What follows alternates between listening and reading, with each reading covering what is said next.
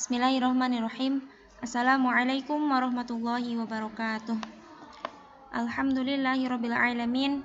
Wassalatu wassalamu ala asyrafil anbiya'i wal mursalin wa ala alihi wa ashabi ajma'in, amma ba'du. Alhamdulillah, pada kesempatan kali ini insyaallah kita akan melanjutkan materi pembelajaran di pelajaran nahwu ini, yaitu tentang bab al-mustasna, ya. Yang sebelumnya kita belajar tentang isim fa'il, kemudian isim maf'ul, dan kali ini kita akan belajar tentang al-mustasna. Dan sebelumnya Ustazah harapkan semuanya bisa mengikuti dan insyaallah dalam keadaan sehat. Amin. Nah, kita langsung saja ke pengertian. Di sini Ustazah jelaskan pengertian mustasna itu. Mustasna yakni isim yang mansub, yang dibaca nasab. Berarti kalau secara umum isim mansub itu kalau dia mufrad, harokat terakhirnya adalah harokat fathah, ya. Tetapi nanti beda lagi ketika dia menjadi jamak atau musanna. Nah, kemudian isim mansub tersebut terletak di mana? Terletak setelah huruf istisna untuk menyatakan hukum yang bertolak belakang dengan sebelumnya. Nanti Ustaz jelaskan contohnya biar kalian lebih paham. Atau bisa juga disebut mustasna itu secara singkatnya, ya. Biasanya untuk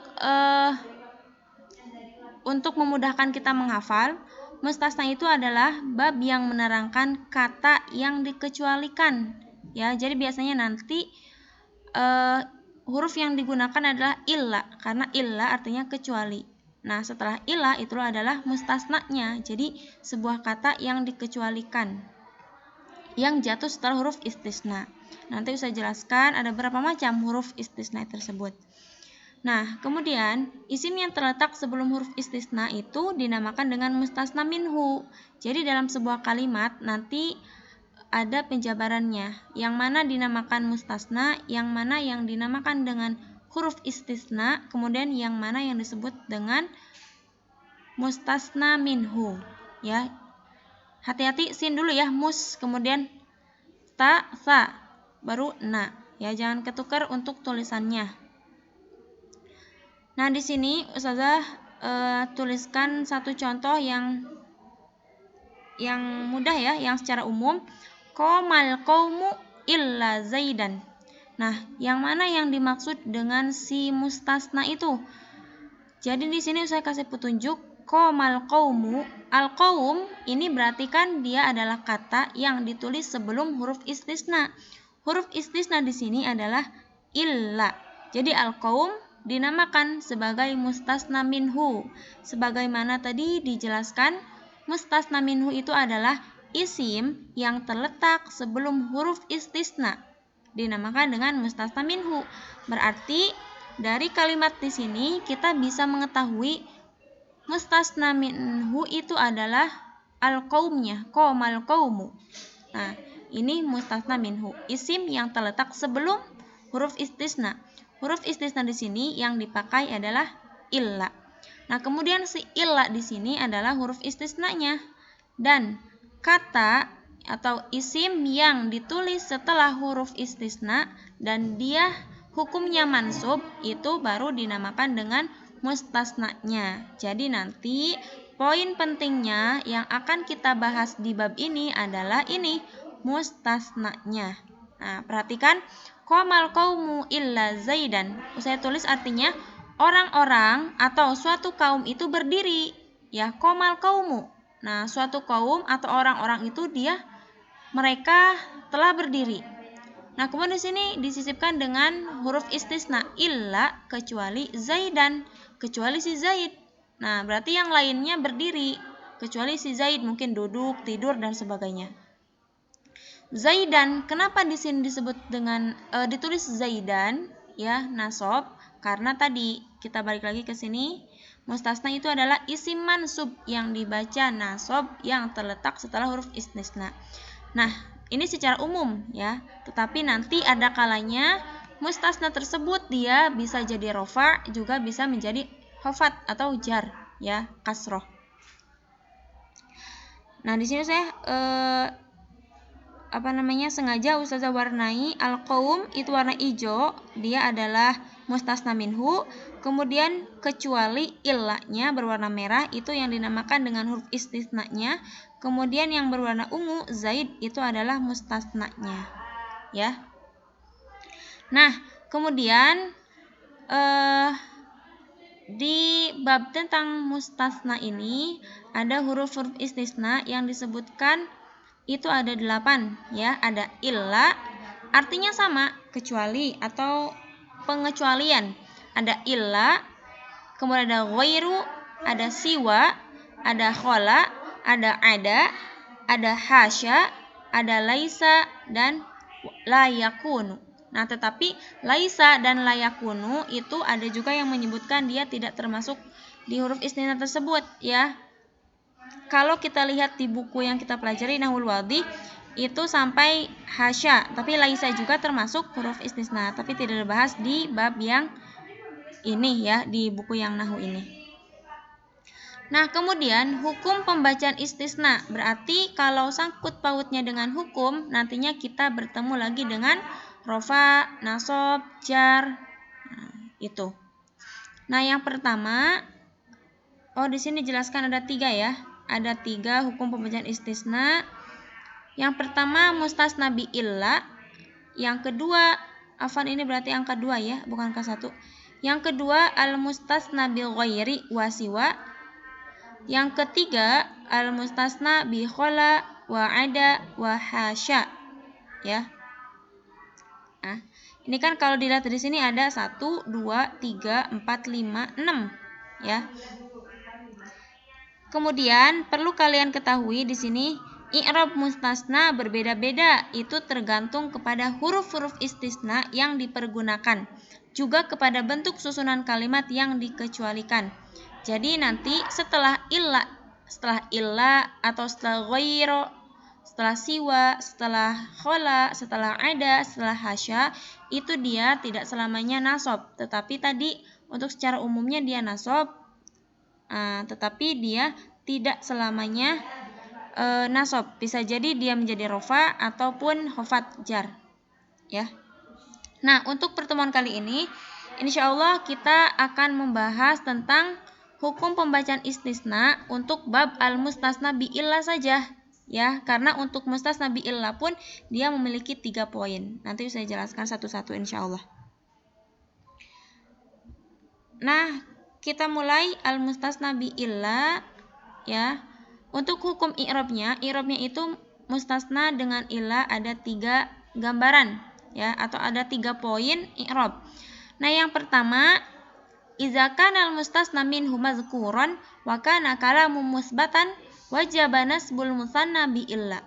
Nah, maksudnya adalah jika mustasna minhunya itu disebutkan, maksudnya disebutkan di sini adalah ditulis, ya. Jadi nampak tertulis, dan kalimatnya wa kana kalamu musbatan, dan kalimatnya adalah kalimat positif, berarti dia enggak negatif. Maksudnya di sana nantinya tidak ada yang meniadakan atau disebut dengan huruf nafyi, dan larangan juga bisa, ya.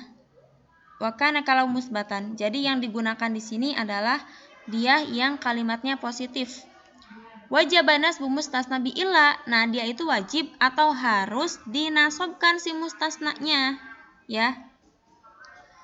Jadi saya ulangi, untuk poin yang pertama, ya, kalian ambil poin pentingnya. Untuk poin yang pertama yaitu kalau misalkan mustasna minhu disebutkan atau dituliskan dalam sebuah kalimat, diingat, ya, tadi mustasna minhu itu berarti isim yang ditulis sebelum huruf istisna. Nah, dia itu dituliskan di dalam kalimatnya. Kemudian poin yang keduanya kalam musbatan. Jadi kalimat tersebut atau jumlah tersebut dia adalah positif, ya. Tidak ada huruf ma yang meniadakan atau la, ya. Kemudian poin yang ketiganya wajaba nasbul mustasna bi illa, yaitu si mustasnanya yang ditulis setelah huruf istisna dia wajib dinasobkan. Nah, Taib di sini saya kasih contoh kharajan nasu illa amron. Mana yang dimaksud dengan mustasna minhu, afwan? Mana yang disebut dengan harful istisna, kemudian mana yang disebut dengan mustasna. Nah, kharajan nasu ini adalah mustasna minhu-nya, ya. Jelas ya? Dia dituliskan atau disebutkan dalam sebuah kalimatnya, mazkuran. Kemudian illa amron. Nah, kemudian kharajan nasu illa amron ini adalah bentuk jumlahnya adalah jumlah yang positif. Jadi tidak ada ma kharaja atau la takhruj, ya, atau la takhruju. Itu tidak ada la atau ma yang menegatifkan sebuah kalimat tersebut. Nah, maka dia harus dinasobkan si mustasnanya. Berarti mustasna yang dinasobkan di sini adalah si Umar, ya, illa amrun, illa Umar. Jadi nggak boleh illa amrun, illa amrin, tetapi harus illa amrun karena mustasnanya dia wajib dinasobkan atau harokatnya difathahkan karena dia adalah isim mufrad. Nah, ini untuk mustasna bi illa, ya. Mustasna bi illa dengan poin yang pertama. Ini rumus yang pertama. Nah, kemudian kita lanjutkan ke yang kedua. Kaidahnya di sini idza kana al-mustasna minhu mazkuran wa kana al-kalamu manfiyan. Nah, kebalikannya tadi, ya. Idza kana al-mustasna minhu mazkuran, pertama bisa kita ambil mustasna minhu-nya atau isim yang ditulis sebelum huruf istisna itu adalah disebutkan atau dituliskan, dinampakkan. Wa kana kalam manfiyan. Nah, ini dia kebalikan dari tadi. Kalau yang tadi jumlah kalimatnya dia positif, kalau yang kedua ini jumlah kalimatnya dia berbentuk negatif. Berarti nantinya ada ma atau la di depannya. Di depan apa? Di awal jumlah. Nah, kemudian jaza fil mustasna bi illa ayun soba ala istisna wa ayyatba'al mustasna minhu fi i'rabihi. Jika mustasna minhu disebutkan dan kalimatnya adalah kalimat yang negatif, ya, tadi berarti ditambahin ma atau la di depan, mustasnanya boleh dinasobkan sebagai istisna dan boleh juga mengikuti i'rab mustasna minhu-nya sebagai badal atau penggantinya. Nah, berarti yang pertama jelas hukumnya bisa dua, ya. Dia bisa dinasobkan. Yang kedua, dia bisa jadi rofa, bisa jadi khofat, bisa jadi mansub atau nasob sesuai dengan kedudukan i'rab dalam sebuah kalimat tersebut. Nih, yang pertama Ustazah contohkan di sini ada maqamal qaumu illa zaidan. Ya, maqamal qaumu illa zaidan. Kenapa? Nah, zaidan dia nasab dan juga bisa jadi illa zaidun. Boleh zaidan, boleh zaidun. Nah, zaidan itu adalah hukum yang pertama. Tadi boleh nasab, zaidun karena posisinya di sini juga dia sebagai apa? Qaumu zaidun illa zaidun. Khobar. Ya. Makanya dia rofa. Nah, kemudian yang kedua yang ini, ya. Masyaribtul ma'a illa zur'atan au jur'atan au jur'atan. Ini dia kenapa nasab dua-duanya? Karena kedudukannya nanti dia adalah nasab, ya. Masyaribtul ma'a. Saya tidak minum air kecuali seteguk. Nah, dia tidak boleh jur'atun atau jur'atin, harus jur'atan. Nah, kemudian yang ketiga, la nahtaju illa ilmi illan nafi'a atau bisa illan nafi'i. Kenapa? Karena nanti dia sebagai sifat ya, sifat dari si ilmi ini mengikutin, berarti dia harus hafat atau jar gitu. Jadi boleh nafi'a, boleh nafi'i.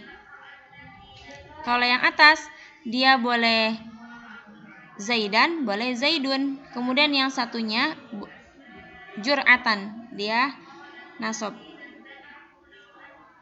Nah, kemudian yang terakhir ya, yang ketiga, idza kana mustasna minhum mahdufan u'dibal mustasna ala hasabi ma yaqtadihi mawdi'uhu fil tarkib kama law kanat illa ghairu mawjudah. Jika susunan kalimatnya berbentuk kalam nakis, berarti nanti mahdufan ya, dia tidak dituliskan apanya? Mustasna minhunya, yakni kalam yang mustasna minhunya tidak disebutkan dan juga kalimatnya adalah kalimat yang negatif.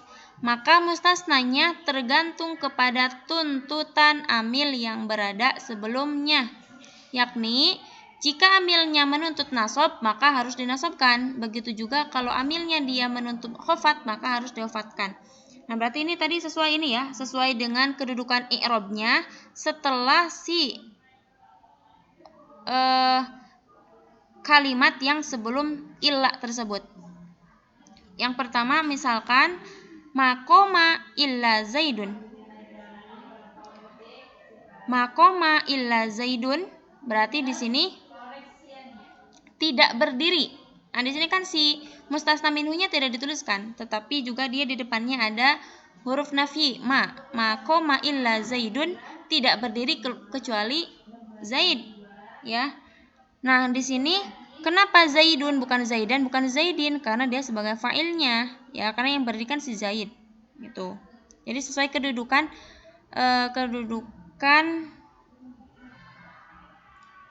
i'rabnya. Nah, kemudian yang kedua, ma darabtu. Ma darabtu, aku tidak memukul kecuali kepada Zaid. Berarti ma darabtu illa Zaidan. Dia enggak boleh Zaidin, enggak boleh Zaidun. Ya, karena Zaidannya dia sebagai objeknya. Darabtu Zaidan misal. Berarti kan saya memukul. Nah, siapa yang dipukul? Zaidan. Aku tidak memukul kecuali memukul si Zaid gitu. Maka Zaidnya di sini sebagai sasarannya. Maka dia harus nasab. Kemudian yang terakhir, ma marartu illa bi Zaidin. Saya tidak melewati kecuali kepada Zaid. Ya, berarti kan di sini jelas ada huruf jar. Ada huruf jar. Berarti otomatis dia khafat atau majrur. Bi Zaidin bukan bi Zaidan, bukan bi Zaidun. Ya. Gitu.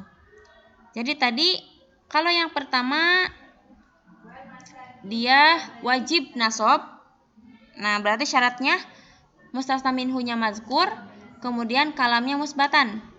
Yang kedua, dia boleh nasab, boleh juga mengikuti i'rab mustasna minhunya.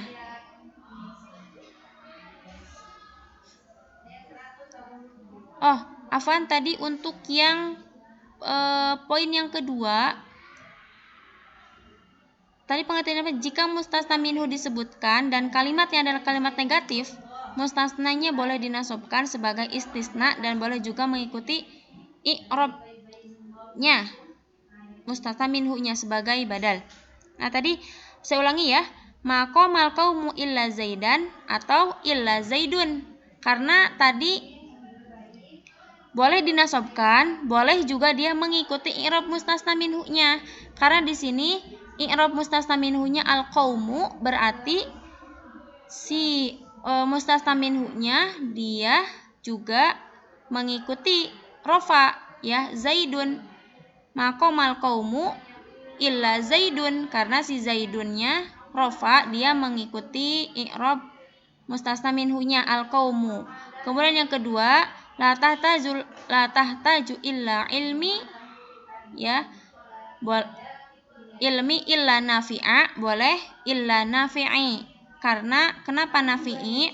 Tadi mustasna minhunya dia ilmi, harokat terakhirnya kasroh atau khafat, berarti dia juga mengikuti nafi'i, ya.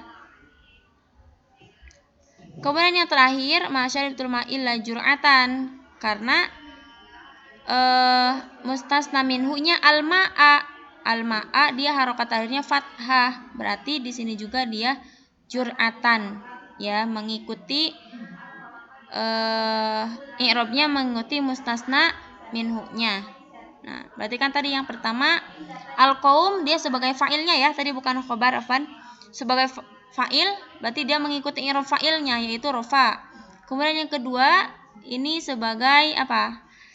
Ilmi ilal ilmi berarti majrur, ya, berarti nafi' juga dia majrur mengikuti ilminya.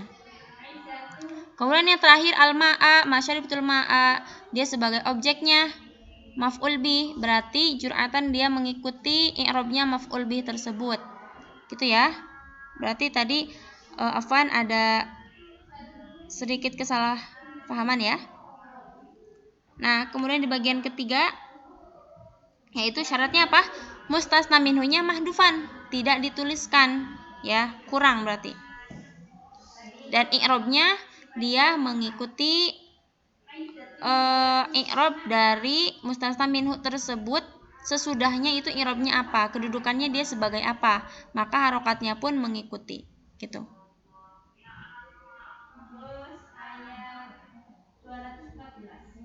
Nah, tapi mungkin sampai sini materi pembelajarannya. Nanti kalau misalkan ada yang mau ditanyakan, tanyakan saja, ya. Dan mohon maaf banyak kesalahan dalam menjelaskan. Tadi jangan lupa, ya. Tadi ada kesalahan di yang kedua. Yang kedua, penjelasan pertama itu ada kesalahan di sana. Makanya kalian putar sampai akhir, ya. Tapi syukran ala husni itimamikum. Barakallahu fiik. Wassalamualaikum warahmatullahi wabarakatuh.